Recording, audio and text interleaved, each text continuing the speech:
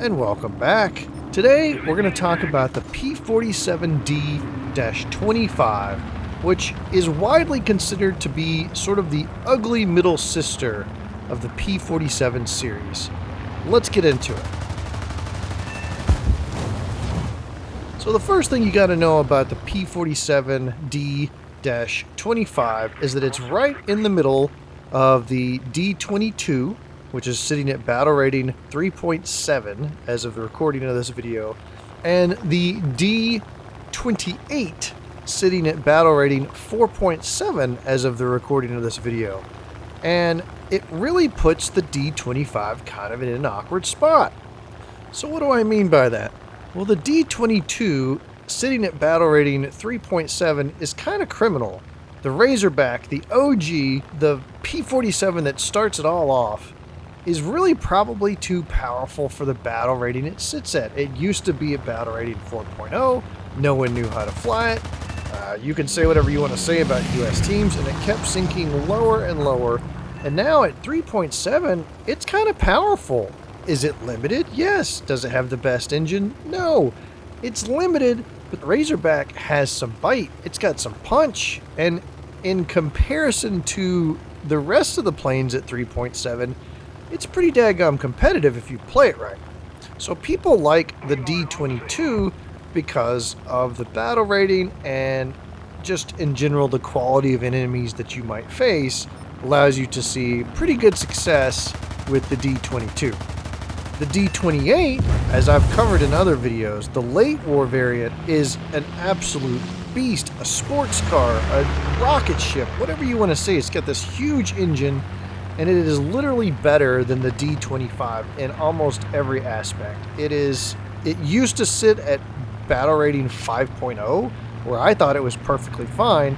Now it sits at battle rating 4.7, which is, it's criminal. I mean, that thing is really, really good for battle rating 4.7. And then we don't even talk about the P-47N. I did a whole video on it. It's fine if you really want to play it. So why would you play the D-25, which sits in the middle? It's not good necessarily for its BR, and it's not good statistically and have a huge engine like the D-28. So why at 4.3 would you bother with the D-25? Well, I think it's because of where it sits. That battle rating, that 4.3 battle rating, is actually a really nice spot to sit. And let me go into detail here. So at 3.7, the D-22, you're a little bit limited, and your enemies are kind of, I don't know, I'm going to say not great. So it kind of feels like seal clubbing sometimes. Don't get me wrong, I love my D-22, but sometimes you want to challenge yourself. Sometimes you need to really face better opponents than what the D-22 will face. And when you do face better opponents, you feel limited by the D-22. You either feel like you're overpowerful or underpowerful. It's really kind of a weird spot. Now, I love the Razorback. It is like absolutely my comfort plane. If I just want to go in and just have fun, Razorback is kind of my go-to. So don't get me wrong, I love the D-22, but every now and then you need a little bit more motor, you need a little bit more performance, and the D-22 just kind of feels a little bit limited sometimes. Now the D-28, on the other hand, has all the performance you could ever desire, and at 4.7, along with the Bearcat now sitting at 4.7, you tend to see a lot of up tiers, so you honestly get a lot of up tiers. Now, the D-28 can handle it. Like I said, I thought it was fine at BR 5.0, but when you're continually seeing 5.7 games, it gets challenging after a while. And so it's really kind of something you're going to have to be prepared with the D-28. Now, in a down tier, obviously you're going to have a fun time, but the D-28 is still a P-47, and when you're facing like Yak 3s or other super props, it gets challenging. So that brings us back to the D-25. At 4.3, it's kind of anchored now by the Yak 3s, the 109F4s. There's still plenty of people that play 3.7, so you tend to see a lot of 3.7 to 4.7 games. You tend to see a middle of the pack. You're not necessarily the most popular plane out there because you're not at the top of the bracket, but you're not at the bottom of the bracket either. Because when you play 3-7, you see a lot of 4-7 games. When you play 4-7 games, you see a lot of 5-7 games.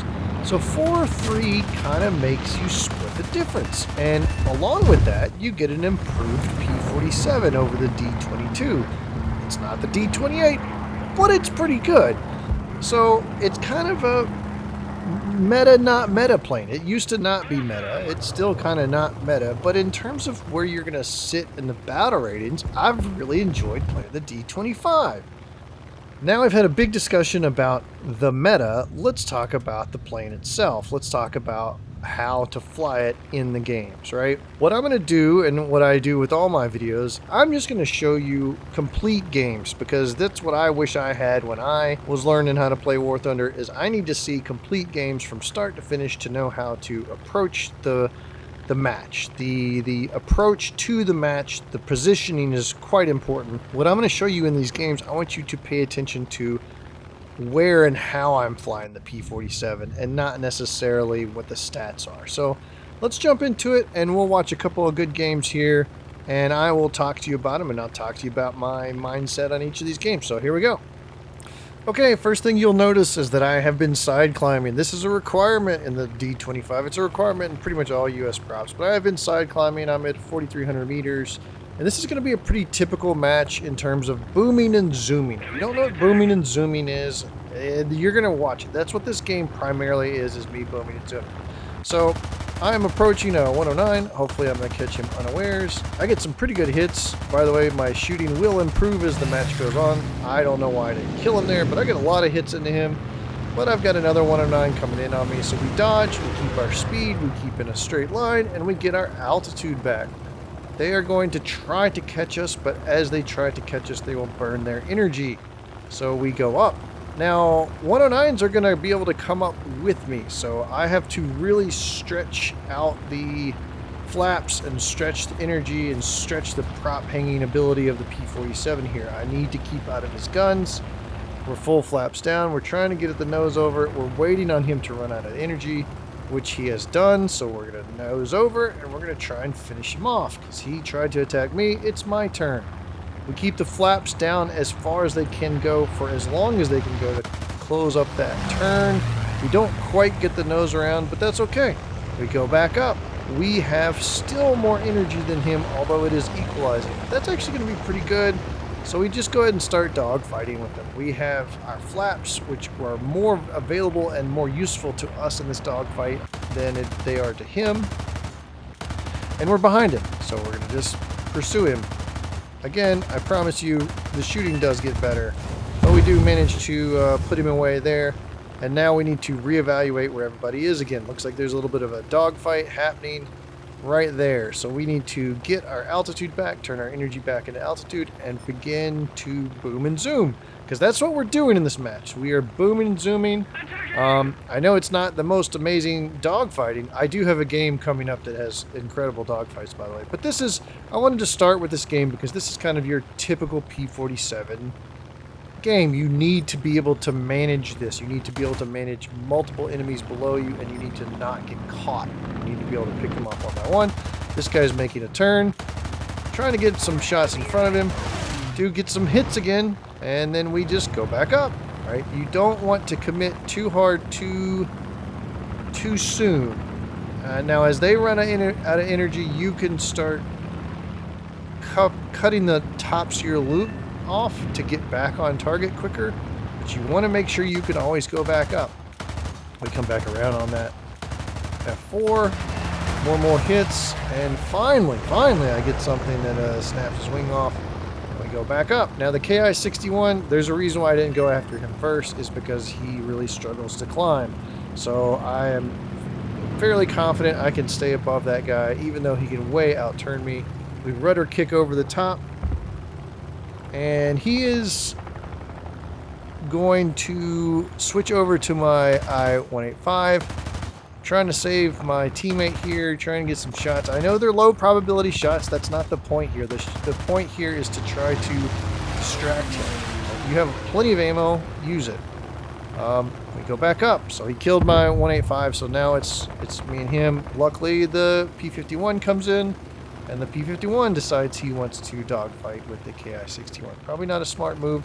Again, I wish these guys would just go back up.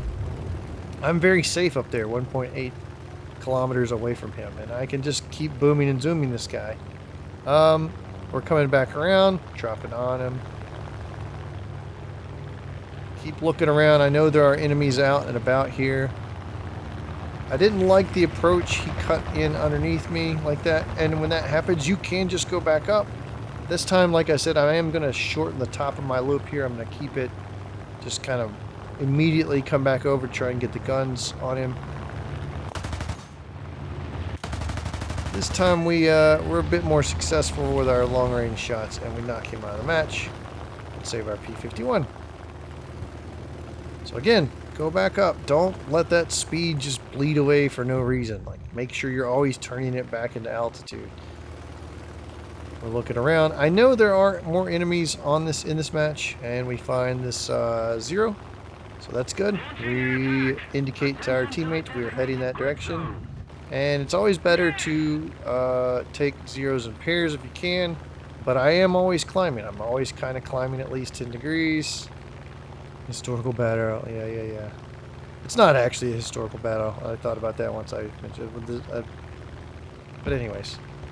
So 0 and P-51 take a head-on.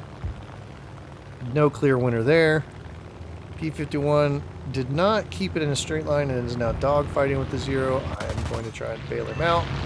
Got a good hit there and get a fire, although he does kill my P-51.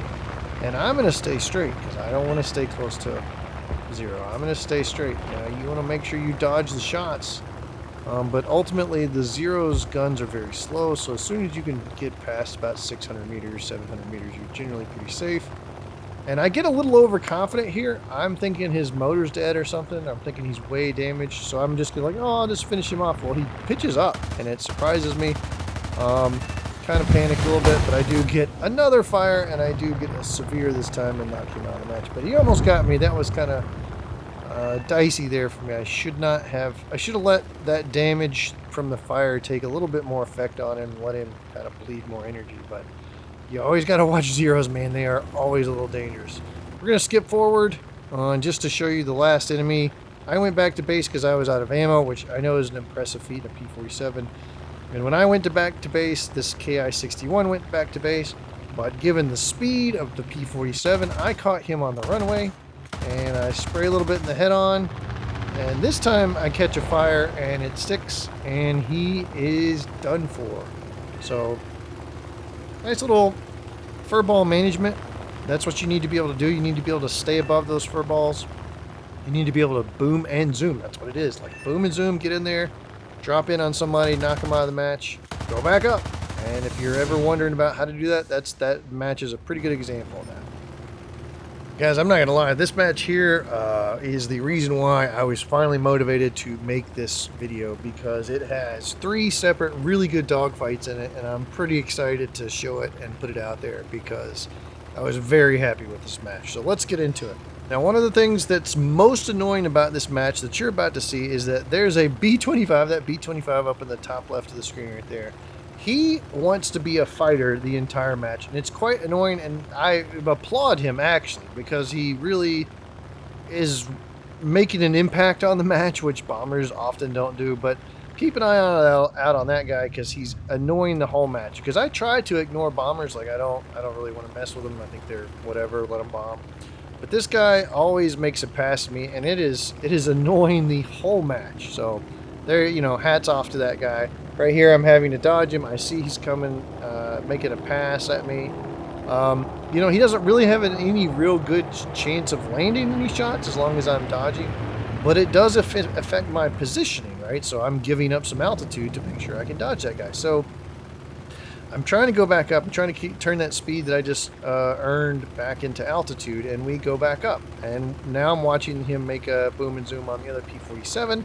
I see the P-51 coming in on my P-47. I'm hoping he pays attention because, you know, just like that B-25, they don't often attack you, so it's kind of a surprise. So I see the P-47 making a dodge on the B-25, and the P-51 is now going in on my P-47. I want to tell him I am coming over there. I'm on my way, buddy. I'm on my way. So here we go.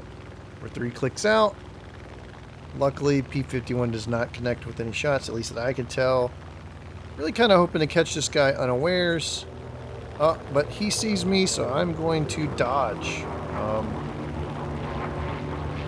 It's a little bit scary there, but ultimately not too worried about those shots, and the fight is on. It's a Japanese P-51C, which is kind of bad news because they are pretty agile.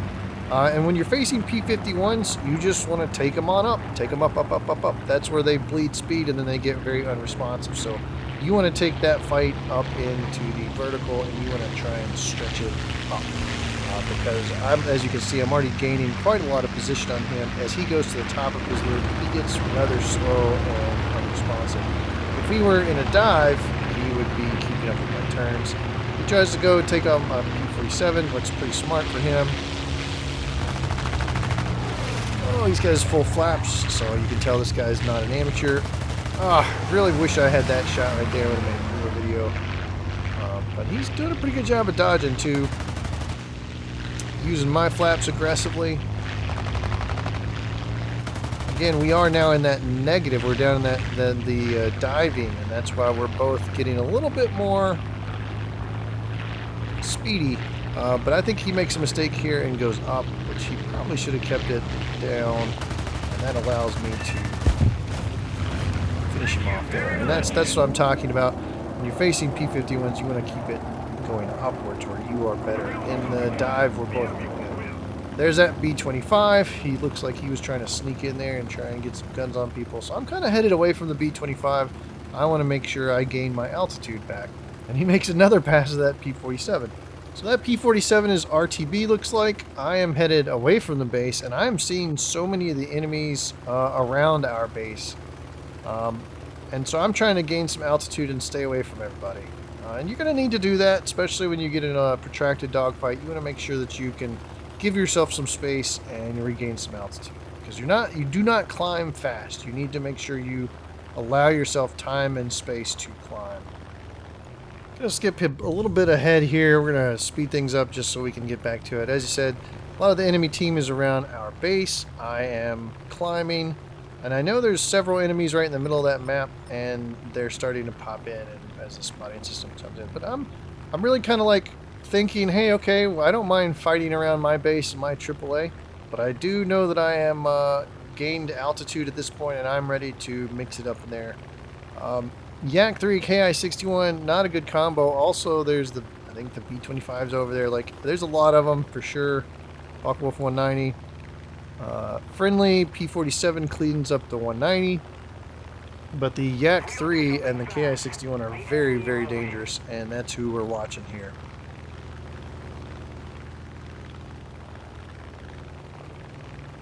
KI-61's focused on the P-51. Yak 3. I'm hoping they don't see me here. I'm trying to make an attack run. I end up picking the KI-61 as he seems to be less likely to notice me as I'm on a 6. Get some shots, give our position away, but we do get a fire. So once we do that, we go back up because now we need to start focusing on that Yak 3. Yak 3 luckily is on fire. There's that B-25.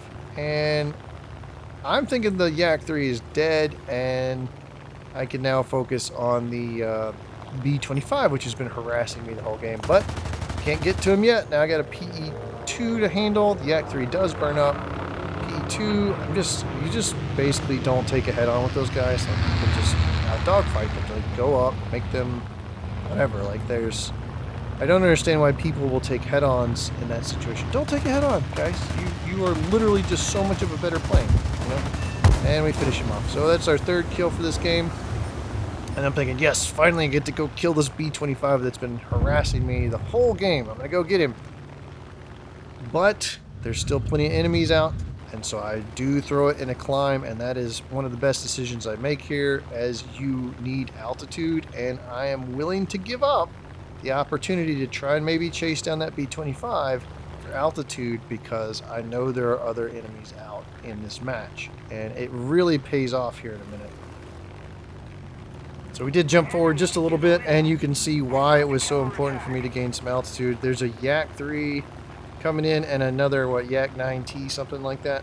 And I mean, hey, you know, sometimes discretion is the better part of valor. I turn and at least angle back towards my base. This is a nasty little combo I really don't want to have to deal with in a 2v1 head-on situation.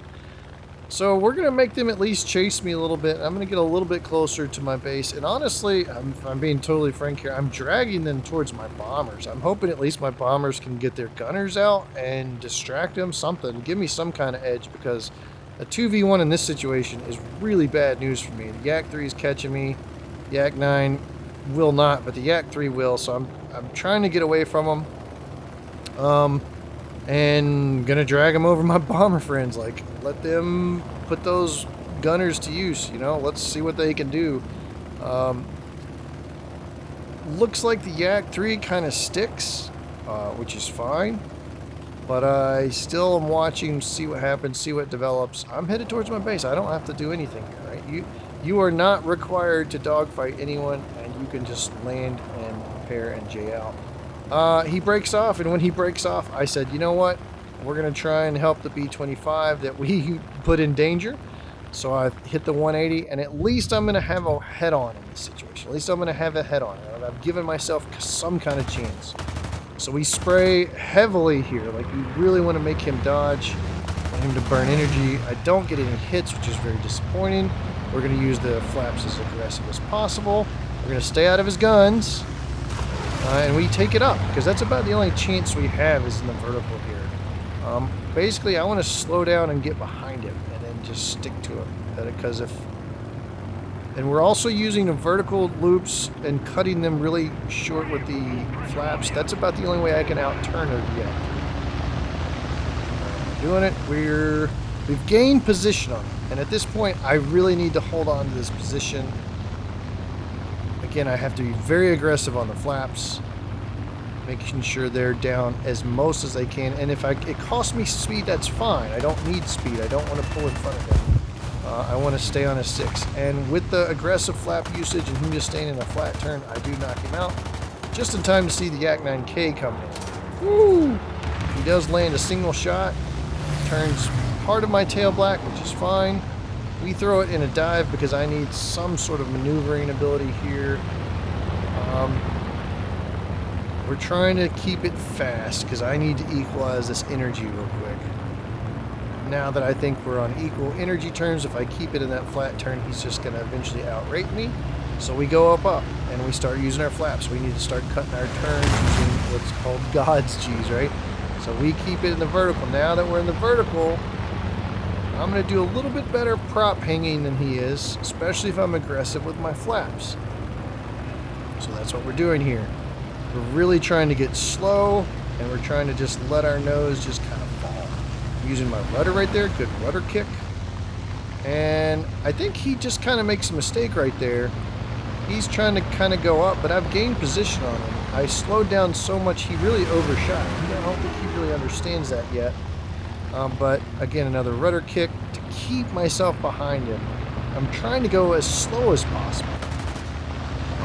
Because if he turns and runs, I can catch him. I don't want to lose position on this 6. It goes up, which is fine with me. I get to use my full flaps. And I'm just trying to stay patient here.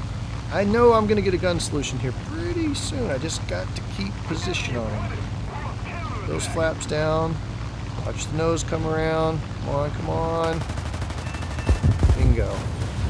Nice little ace with 2 pretty good dogfights right there. I'm really happy with that. And that was an incredibly fun match.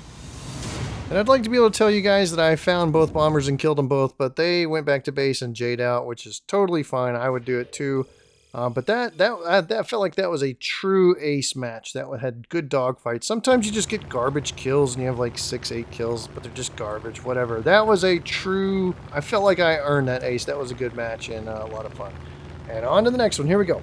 All right, I've got this last match to show you, but generally it's the same concepts and applications of everything that you've seen previously. It's just sort of a boom and soon fight. So let me go over some just general tips and tricks for the P-47s in general that you should always be using every match. So tip number one, use manual engine control. You want to be able to set your prop pitch to about 85. You want to set your mixture to about 85. You want to close your rads, both oil and rads, just close them up. And you can war emergency power. You can just keep it maxed out the whole time. Use your ammo. I get so much crap when I post shorts about my aim, and I just do not care. The P-47 has so much ammo, and you cannot take it with you. Use your ammo to intimidate your enemies. You miss every shot you don't take. Low probability shots still connect, and it just takes 150 cal to start a fire. So use your ammo. And speaking of ammo, I use the API T belt, aka the late war tracer belt, because all the rounds have a chance of fire, and it is intimidating. So don't neglect the psychological factor here. A big laser show headed at you is pretty intimidating. So use your ammo and use the tracer belts, in my opinion. I don't think the Universal is any better than it. Side climb. You might as well just have an activity, a newspaper, or a TikTok, or whatever you want to do for like the first 3 minutes of every match. You need to side climb. You need to angle about 15 to 20 degrees off the runway, off some side, and you need to climb to at least about 3,500 meters, maybe like 4,200 meters, somewhere in there before you angle in. Feel it out, but you're gonna have to side climb. You need the speed and altitude before you enter in the fights. If you're learning P-47s, fly with a friend. I would say just one friend. If you go in there with a squad of 4 and you all have matching squad tags, people fly differently. So I would say just pick a friend, fly with them, duo it up, and you'll have a good time. You can play off each other. Use your flaps aggressively and be able to toggle combat, takeoff, and landing, not just the auto flaps. I did the auto flaps for years, and you really want to be able to toggle all of them. So yeah, don't just use the auto flaps. You want to be able to go all the way down to take off when you need to. This one was a recent one for me, and actually shows up in the last 2 matches, but I didn't have this set for the first match I showed, which is turn your aim delay off. Like, you don't need any aim delay once you figure it out. You want to be as responsive as possible on where you move your mouse. That's just a small tip. Rudder kicks are great when you haven't completed your loop. You're like, when you're doing energy traps and you really haven't quite finished coming over the top, you can use a rudder kick to kind of like spin your nose down when you need it. So use rudder kicks, know how to use them so that you can shorten your loop. Yak 3s are group projects. That's what I always say. Yak 3s are group projects. Bring a buddy. They're really tough. They have just great energy and motor and everything. The only thing holding them back is the amount of ammo they can take.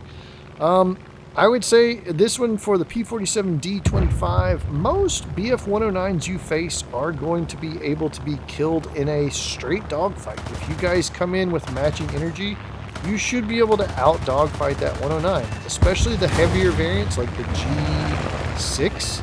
They get really fast, but they really can't turn as well as the F4, and most F4s are bringing gun pods, so you really can dogfight a BF-109 in a straight fight in a dogfight, which surprises a lot of people, but the P-47 can get it done.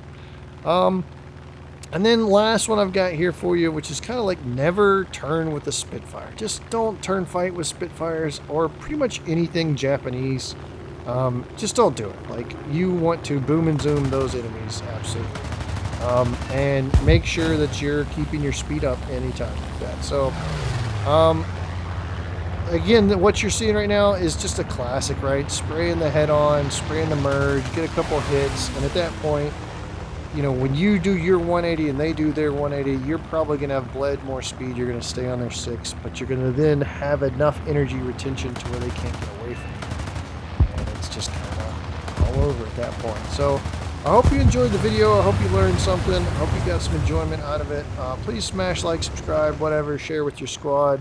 I love hearing about people watching my videos and games. It really means a lot when people say, oh, I watch your videos now. I love P-47s or US props in general or whatever. I just appreciate everybody when they make comments and recognize me in game. Hopefully I never have to turn off and go anonymous or whatever, but I really enjoy and talking to everybody in the matches when they say hi. So if I didn't say hi to you, it's probably because I was side climbing. But yeah, thanks guys. Thanks for watching. Appreciate all of you. We're at like 7,500 subscribers, which is insane. Please tell a friend. Let's hit 10,000. Thanks guys. Appreciate you. Have a good one.